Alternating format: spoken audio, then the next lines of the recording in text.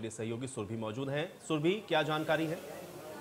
बिल्कुल आयुष, जिस तरीके से अभी बड़ी खबर जो सामने आ रही है यह है वोट परसेंटेज, जो कि 9 जिलों की 59 सीटों पर वोटिंग जिस तरीके से जारी है। अब ऐसे में बांदा से जो खबर सामने आई कि बांदा में लगभग 1 बजे तक 37.60% वोटिंग हुई है, जबकि फतेहपुर में 1 बजे तक 40.17% वोटिंग हुई।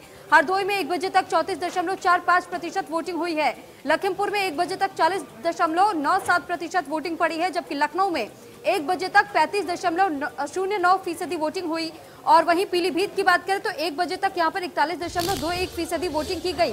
रायबरेली में 1 बजे तक 40.14% वोटिंग हुई। सीतापुर में 1 बजे तक 36.84% वोटिंग हुई। उन्नाव में 1 बजे तक 35.01% वोटिंग हुई है। तो ये जो वोटिंग परसेंटेज सामने आया है, ये चौथे चरण को दर्शाता है कि किस तरीके से यहाँ पर लगातार जो वोटिंग परसेंटेज है उसका ग्राफ धीरे धीरे बढ़ता चला जा रहा है। हालांकि पिछले चरणों के मुकाबले आयुष अगर बात की जाए तो इस बार के जो मतदान केंद्रों में मतदाता पहुंच रहे हैं वो वोटिंग परसेंटेज पिछले चुनाव के मुकाबले ज्यादा नजर आ रहा है। हालांकि 59 सीटों पर से 52 सीटें पिछली बार यानी 2017 में बीजेपी को मिली थी, लेकिन इस बार जो कड़ा मुकाबला देखने को मिल रहा है बीजेपी और साथ ही समाजवादी पार्टी में भी, इस बार कांग्रेस ने भी दावा किया है कि उनकी भी सरकार बनेगी। मायावती ने आज सुबह वोट डालते हुए कहा था कि उनकी सरकार बनेगी। अब देखना ये होगा 10 मार्च को इसका फैसला आएगा। फिलहाल ये वोटिंग परसेंटेज आपको बता रहे हैं कि किस तरीके से अलग अलग जगहों से ये वोटिंग परसेंटेज 1 बजे तक जो सामने आए हैं, रुझानों में नजर आ रहा है कि मतदाता इस बार पूरी तरीके से सक्रिय हो चुके हैं और अपने मतों का प्रयोग करने के लिए मतदान केंद्रों तक सुबह से ही जो लंबी कतारों में खड़े थे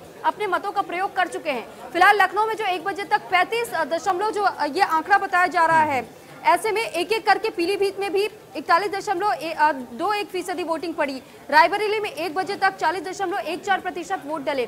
तो ये जो पूरे आंकड़े अभी तक सामने आ रहे हैं आयुष, जिस तरीके से यहाँ ध्यान दिया जाए तो पिछले जो अभी तक 3 चरण रहे, तीनों चरणों के मुकाबले इस बार की सीटों पर जो परसेंटेज 1 बजे तक सामने आया है ये पिछले मुकाबले इस बार अधिक सामने आ रहे हैं। और यानी कि मतदाता हम कह सकते हैं कि पूरी तरीके से सक्रिय हो चुके हैं और वो अपनी सरकार खुद चुनना चाहते हैं। आयुष, बिल्कुल, ये बड़ी और अहम जानकारी सुरभि आप तक पहुंचा रही थी और ये बहुत अहम है क्योंकि आप देखेंगे कि जो वोटिंग का परसेंटेज है वो आप तक हम पहुंचा रहे हैं। और ये वोटिंग अगर आप देखें इसी तरह से चलती रहेगी तो फिर देखना ये होगा कि क्या जो 2017 का डाटा था वोटिंग परसेंटेज का उसको ये क्रॉस करती या फिर नहीं। तो ये बेहद अहम है। 1 बजे तक का डाटा आ चुका है अलग अलग